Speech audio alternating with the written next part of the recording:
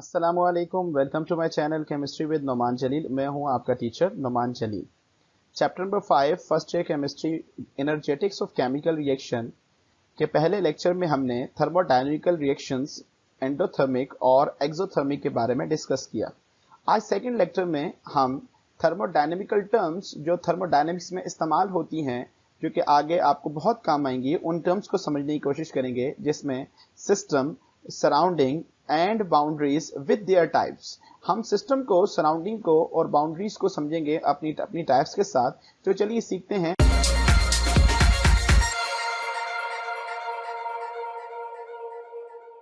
Okay, सबसे पहले अगर हम बात करते हैं सिस्टम की, तो सिस्टम क्या चीज होती है? System is the part of universe under thermodynamical consideration या थर्मोडायनेमिक्स कंसीडरेशन। यहां इस बात को समझिएगा, यूनिवर्स में तमाम वो चीजें जो अंडर ऑब्जर्वेशन है या अंडर कंसीडरेशन है, उसको हम सिस्टम कहते हैं। अगर हम बात करते हैं एक एग्जाम्पल के तौर पर, कि अगर हम लैब के अंदर बात करें, एक कॉनिकल फ्लास्क है जिसमें केमिकल रिएक्शन हो रहा है, so that is now system. ये जो कॉनिकल फ्लास्क के अंदर अंडर ऑब्जर्वेशन हम जिस पे हमारी वर्किंग चल रही है, that is system. If we take the example of burning candle, तो बर्निंग कैंडल के अंदर जहां आपका रिएक्शन हो रहा है, जो अंडर कंसीडरेशन है, वो आपका सिस्टम कहलाएगा। इसी तरीके से आप अपने घर की टेरेस पे बैठे चाय का कप पी रहे हैं, तो चाय का कप जो है वो आपका जो चाय है वो क्या है? सिस्टम कहलाएगा। अंडर कंसीडरेशन और अंडर ऑब्जर्वेशन कायनात में जो भी चीजें होती हैं उसे हम सिस्टम कहते हैं। बट टेक्निकली और साइंटिफिकली सिस्टम क्या है कि आप अंडर ऑब्जर्वेशन तमाम चीजों को सिस्टम कहते हैं। Now what about the types of system? System की टाइप्स क्या हैं? सिस्टम में be classified into open system, close system and isolated system. Now इसको समझना बहुत जरूरी है सिस्टम को। You may have some examples in your daily life of open system, close system और isolated system. One by one इसको समझने की कोशिश करेंगे। What are the open system? ऐसा सिस्टम जिसमें हीट और amount of the material, heat energy and amount of the material can be exchange, या तो वो इन हो सकता है और आउट भी हो सकता है, that is called open system. ऐसे सिस्टम में जिसमें हीट एनर्जी और amount of the substance exchange होता है, उसे हम कहते हैं open system.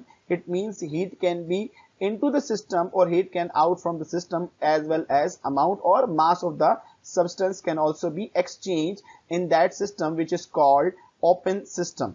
Second type of system is closed system. Closed system के अंदर क्या है कि heat can be transferred from surrounding. Heat transfer हो सकती है सराउंडिंग के साथ, या हीट के लिंक सराउंडिंग के साथ है, वो इन और आउट हो सकती है, but mass can never be transform to the surrounding. This system is called closed system.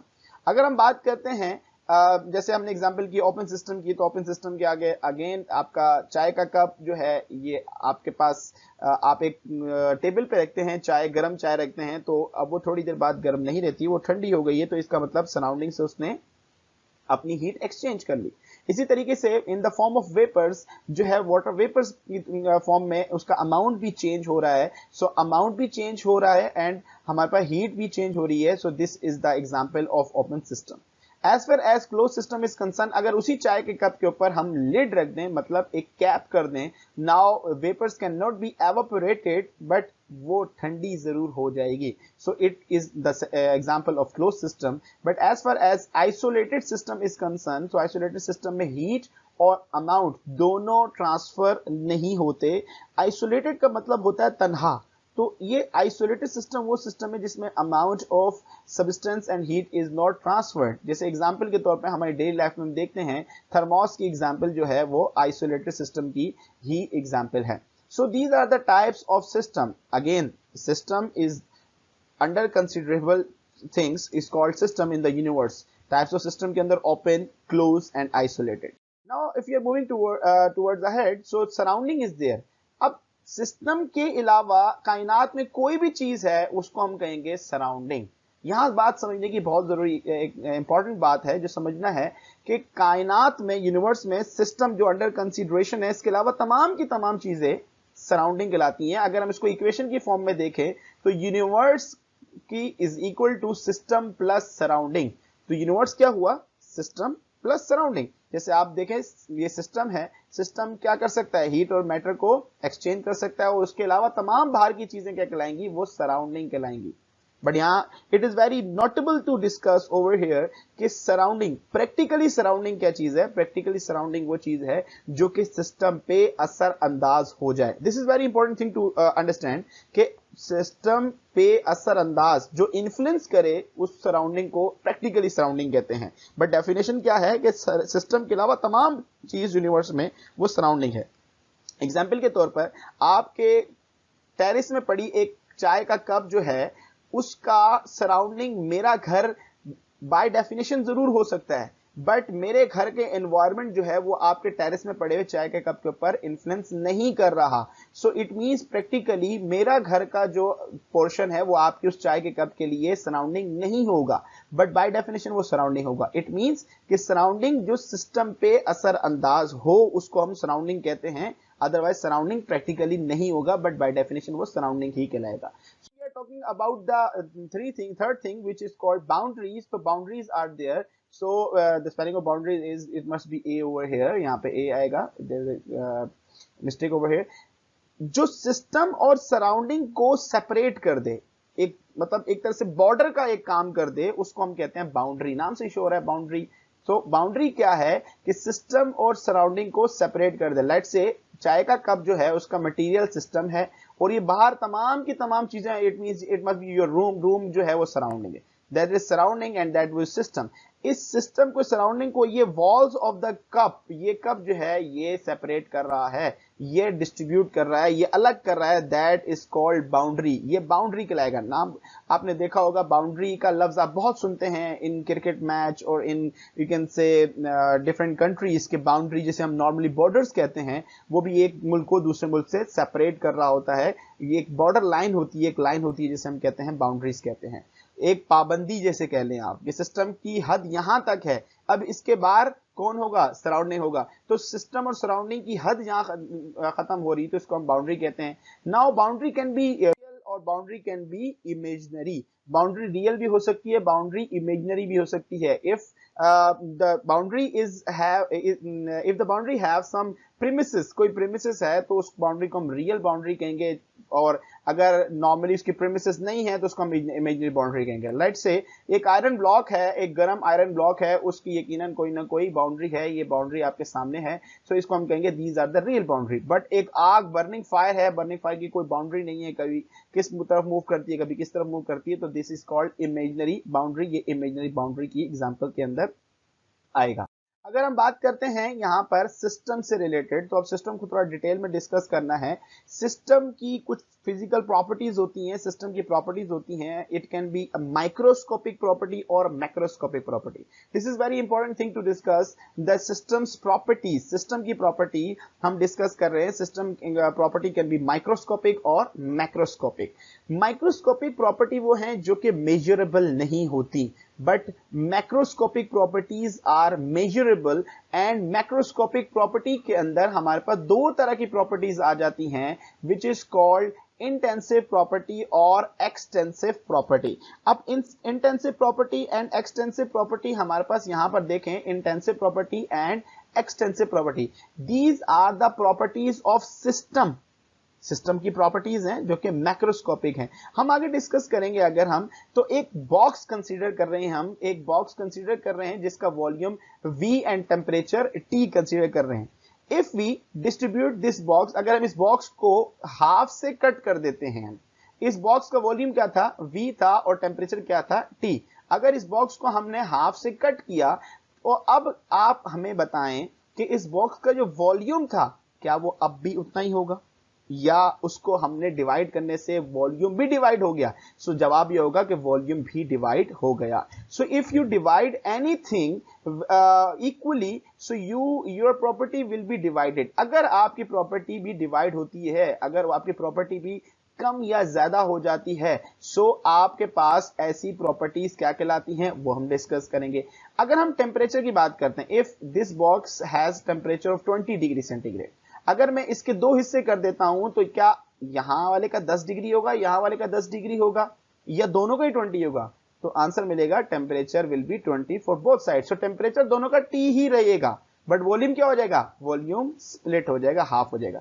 सो जरा गौर से देखें तो एक मटेरियल के ऊपर डिपेंड कर रही है एक प्रॉपर्टी, बट एक प्रॉपर्टी मटेरियल पर डिपेंड नहीं कर रही। तो यहां समझिए हम कि ऐसी प्रॉपर्टी सिस्टम की जो कि इंडिपेंडेंट है, आजाद है, उसका कोई लेना देना नहीं है किससे? Amount of material. अच्छा, यहां अमाउंट ऑफ मटेरियल से रिलेटेड साइज भी है। अमाउंट का मतलब साइज भी है, उसकी मास भी है, मोल्स भी हैं। सो अमाउंट ऑफ मटेरियल से उसका कोई कंसर्न नहीं है। ऐसी प्रॉपर्टी को कहते हैं इंटेंसिव प्रॉपर्टी। आसान याद करने का तरीका क्या है कि आई से इंडिपेंडेंट एंड आई से इंटेंसिव। तो इंटेंसिव प्रॉपर्टी क्या है? जो कि अमाउंट ऑफ मटेरियल से इंडिपेंडेंट है। जैसे मिसाल के तौर पर टेम्परेचर, टेम्परेचर क्या हुआ? पूरे ब्लॉक का भी टी था और हाफ ब्लॉक का भी टी हुआ। इसी तरीके से ऐसी प्रॉपर्टी सिस्टम की जो डिपेंड करती है अमाउंट ऑफ मटेरियल पे, मतलब अगर मटेरियल बढ़ा देंगे तो प्रॉपर्टी चेंज हो जाएगी, मटेरियल कम कर देंगे तो प्रॉपर्टी चेंज हो जाएगी। That property is called extensive property of system. I hope कि आपको समझ आ गया होगा। Intensive independent of the amount of material, extensive dependent on the amount of material concern. अगर हम थोड़ा डिटेल में चलते हैं example of intensive and extensive property में, सबसे पहले एक्सटेंसिव प्रॉपर्टी को देखेंगे जिसमें नंबर ऑफ मोल्स, यकीनन मोल्स आधे कर देंगे तो मोल्स आधे ही हो जाएंगे, मास को भी सेम कंसीडर, तो इसका मतलब डिपेंड कर रहा है ये अमाउंट के ऊपर। Heat capacity, heat capacity, internal energy, enthalpy, entropy gives free energy. These all are the example of extensive property। But यहां पर देखिए हीट कैपेसिटी लिखा है। Heat capacity is the heat या capacity of any substance to store the heat. किसी body के अंदर कितनी हीट स्टोर हो सकती है उसकी कैपेसिटी को हम हीट कैपेसिटी कहते हैं। एग्जांपल के तौर पे समझते हैं हम, एक दो ब्लॉक्स है मेरे पास, एक छोटा ब्लॉक है एक बड़ा ब्लॉक है। इट इज ऑब्वियस दैट कि छोटे ब्लॉक के अंदर लेस हीट स्टोर होगी और बड़े ब्लॉक के अंदर ज्यादा हीट स्टोर होगी। इसका मतलब यह है कि ये जो आपके पास जो हीट स्टोरेज है वो डिपेंड कर रही है मटेरियल के ऊपर कि कितना मटेरियल ज्यादा है या कम है। So it means that heat capacity जो है वो छोटे ब्लॉक के अंदर कम स्टोर हो रही है, हीट कैपेसिटी कम होगी, और बड़े ब्लॉक के अंदर ज्यादा होगी।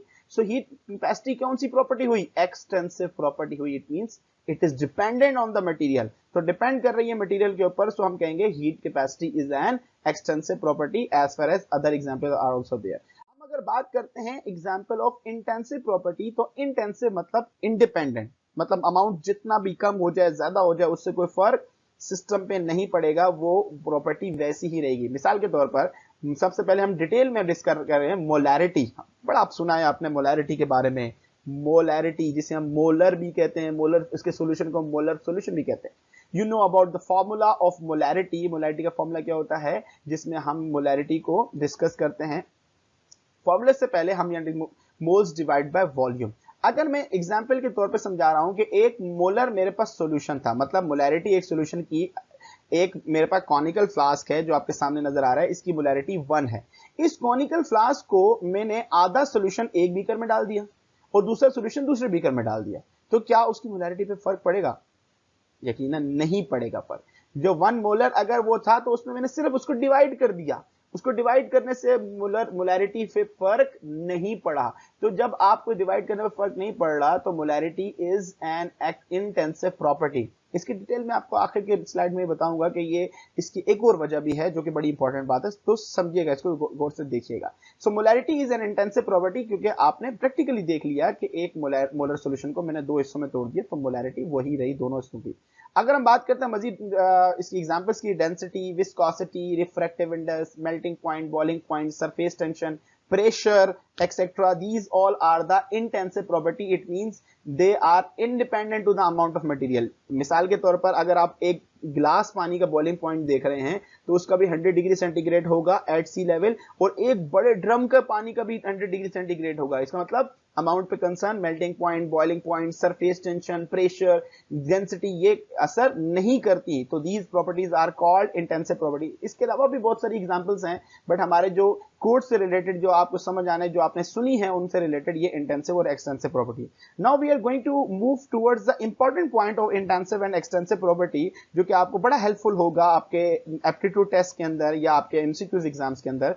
Important point is that, important note is this: if you have the ratio of two extensive property, दो एक्सटेंसिव प्रॉपर्टी का रेशो बिकम्स इंटेंसिव प्रॉपर्टी। ये बड़ा इंपॉर्टेंट बात है बेटा, दो एक्सटेंसिव प्रॉपर्टी का रेशो लेंगे तो it becomes intensive property. Sir example के तौर पे समझाइएगा कोई बात, एग्जांपल ले लें। एग्जांपल ये है आपके पास मोलैरिटी जो हमने डिस्कस किया, number of mole is extensive property, volume is extensive property, उसको हाफ करेंगे तो चेंज होगा। सो दो एक्सटेंसिव प्रॉपर्टी का आपके पास रेशियो बिकम्स मोलैरिटी जो कि आपके पास इंटेंसिव प्रॉपर्टी है। लेट्स से एक और एग्जांपल देखते हैं, that is density. Density mass is extensive property, change होगा तो पूरा अमाउंट के ऊपर डिपेंड करेगा। Volume is extensive property, the ratio of these both things are density, so density is intensive property. तो ये आपने इसको याद रखना है जो कि आपको बड़ा हेल्पफुल होगा। इंटेंसिव प्रॉपर्टी एक्सटेंसिव प्रॉपर्टी के रेशियो को भी इंटेंसिव प्रॉपर्टी ही आती है। So that is all about intensive and extensive property. I hope system, boundary, surrounding और उनके types और system की types को भी समझने में आपको काफी help मिली होगी। If you have any question, you may ask me in the comment section box. I will surely help you out to clear your concepts. Thank you very much.